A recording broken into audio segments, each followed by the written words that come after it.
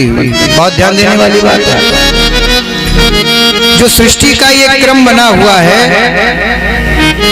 वो शास्त्रों में क्या लिखा है? बोले जब भगवान की इच्छा हुई कि मैं सृष्टि रचने का कार्य करूं तो भगवान के संकल्प मात्र से उनकी नाभि से कमल निकलता है और कमल से ब्रह्मा जी की उत्पत्ति हुई। ब्रह्मा जी समझ नहीं पाए कि मेरी उत्पत्ति का क्या कारण है, तो उनको दो शब्द सुनाई पड़े, तप करो तप करो तप करो। इन्होंने घनघोर तपस्या की। जब तपस्या की तो भगवान के स्वरूप का दर्शन हुआ। भगवान के स्वरूप को देख करके आज स्तुति करने लगे।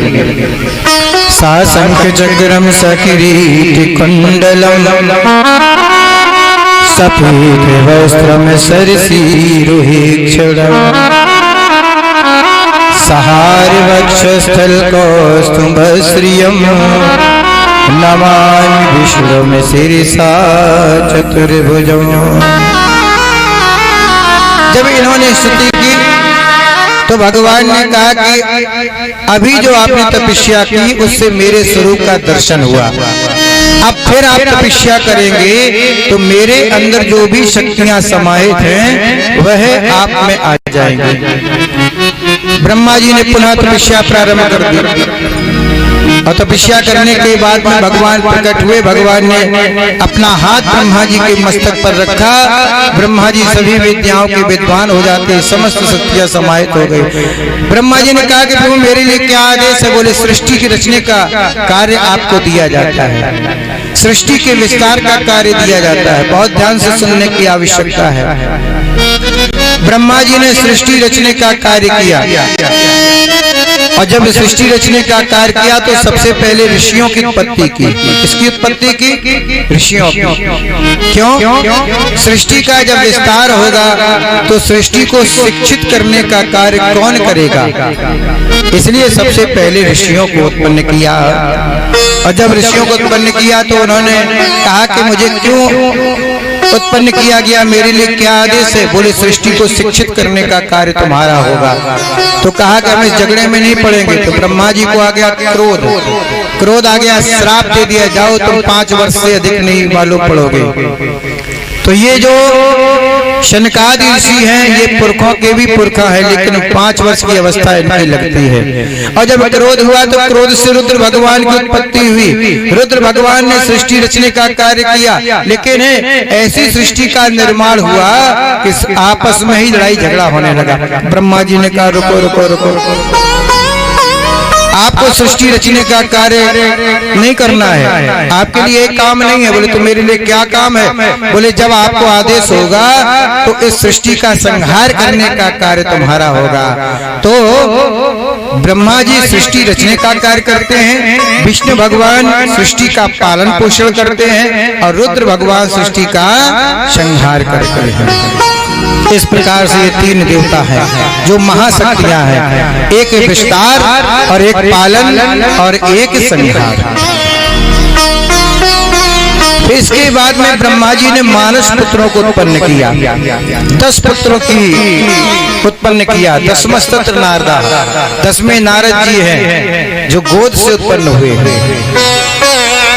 ऋषियों ने कहा कि मेरे लिए क्या आज्ञा है? तो ब्रह्मा जी ने कहा कि मैं सृष्टि रचने का कार्य करूंगा, उनको शिक्षित करने का कार्य तुमको करना है। बड़े प्रसन्न हुए कि मुझे शिक्षित करने का कार्य होगा, मेरा काम शिक्षा देना होगा। अब एक बात मैं आपसे पूछना चाहता हूँ, जब आप कोई अपने यहाँ धार्मिक अनुष्ठान करते हैं तो लोग आपसे गोत्र पूछते हैं। गोत्र कोई बताता कि हमारा कश्यप है, कोई कहता भरद्वाज है, कोई गर्ग है, किसी का जो है सांडिल्य गोत्र है। ऐसे होते हैं ना, गोत्र मालूम है ना सबको? अपना अपना गोत्र तो याद होगा है? और नहीं याद है तो घर में जाकर के पूछना।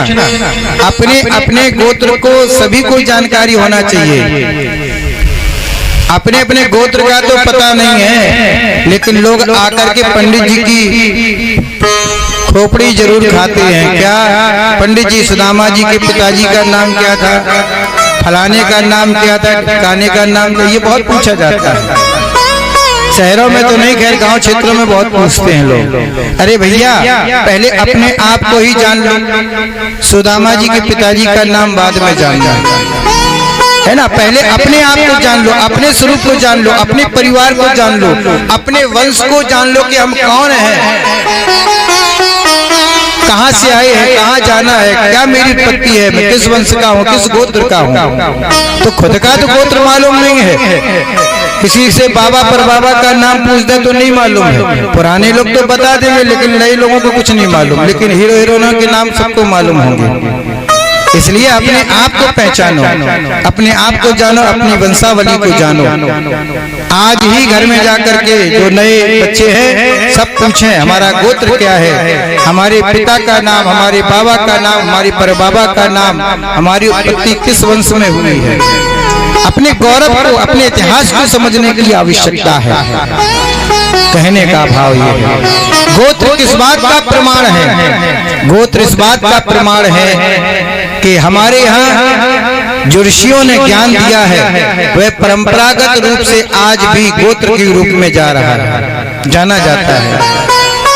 जैसे किसी का कश्यप गोत्र है तो इसका अर्थ ये है कि जिसका कश्यप गोत्र है उसको जो सबसे पहले पूर्वज रहे होंगे उनको कश्यप ऋषि ने शिक्षा दीक्षा दी होगी।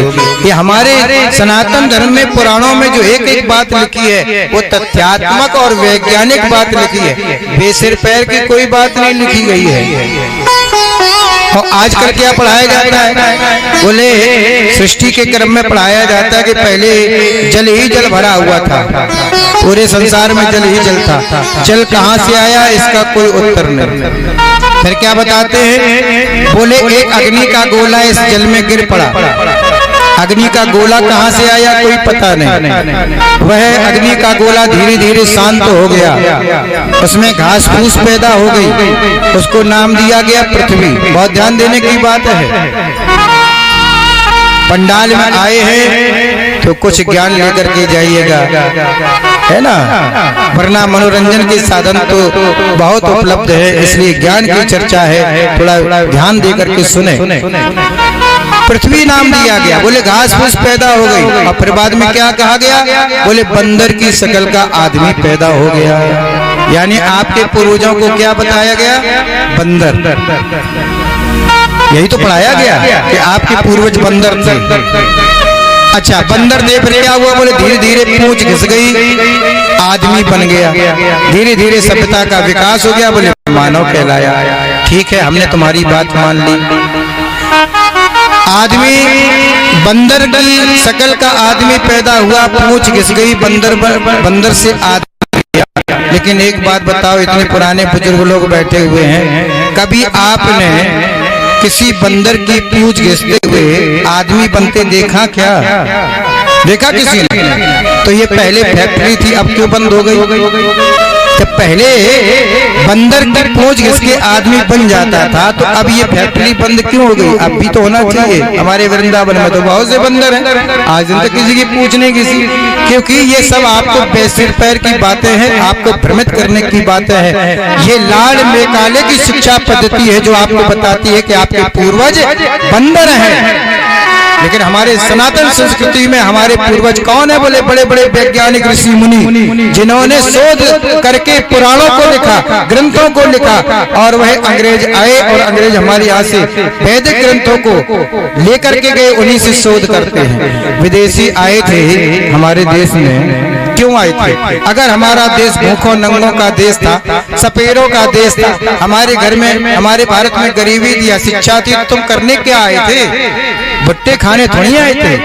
अरे भाई, हमारा भारत विश्वगुरु था भाई, दुनिया को शिक्षित किया, दुनिया को खिलाया, दुनिया को पहनाया, दुनिया को संस्कृति दी। इसीलिए हमारा भारत विश्वगुरु है। और लेकिन आपके दिमाग में ये डाला गया कि तुम कुछ नहीं थे, तुम तो भूखे नंगे देश के थे, है ना, और तुम्हारे पूर्वज बंदर थे। तो ये लाड़ मेकाले की शिक्षा पद्धति ये पढ़ाया जाता है। लाड़ मेकाले जब इंडिया आया तो उसने वायसराय को पत्र लिखा, बोले इस देश को बहुत जल्दी गुलाम बनाया जा सकता है। क्यों? क्योंकि ये देश नकलचियों का देश है, ये देश अपने पूर्वजों पर गर्व करने वाला नहीं है, ये देश विदेशियों पर गर्व करने वाला है। लॉर्ड मेकाले ने एक व्याख्यान दिया, और जब व्याख्यान दिया तो हाथ में रुमाल बांध करके व्याख्यान दिया। इंडिया के लोगों ने देखा, जो नवयुवा थे उन्होंने देखा, और देख करके अगले दिन क्या किया, रुमाल बांध के सब नवयुवा जो भारत के हैं, इंडिया के, वे सब घूम रहे थे। तभी समझ गया, बोले ये नकलचियों का देश है। किसी भी देश को गुलाम बनाने के लिए 3 चीजों की आवश्यकता पड़ती है, 3 चीजें बदलनी पड़ती हैं। 3 चीजें बदल दोगे तो गुलाम हो जाएगा। सबसे पहला काम क्या करना है, बोले उसकी संस्कृति, उसके इतिहास को बदल दीजिए, उसकी इतिहास को, पढ़ाई लिखाई शिक्षा पद्धति को बदल दीजिए, जो उसके गौरवशाली इतिहास है उसको बदल दीजिएगा। तो हमारे ऋषि मुनि जो हमारे पूर्वज हैं उनको बंदर बता दिया गया है ना। तो शिक्षा पद्धति बदल दी गई, सबसे पहला काम ये हुआ। और दूसरा काम क्या हुआ, बोले दूसरा काम हुआ कि खान पान बदल दिया गया। खान पान बदल जाएगा तो शरीर कमजोर हो जाएगा, क्योंकि जैसा खाएंगे अन्न वैसा बनेगा मन, है ना। तो खान पान बदल दो, उसकी शिक्षा पद्धति को बदल दो, और तीसरा क्या है, बोले उसकी संस्कृति को बदल दो। तो संस्कृति भी बदली जा रही है, यही चीज है। पहले शारीरिक गुलाम थे, अब मानसिक गुलामी की ओर बढ़ रहे हैं, धीरे धीरे मानसिक गुलामी की ओर बढ़ रहे हैं। इसलिए अपने इतिहास को समझिए, अपने वंश को समझिए, अपने कुल को समझिए, अपने गोत्र को समझिए, अपनी भारत संस्कृति को समझिए।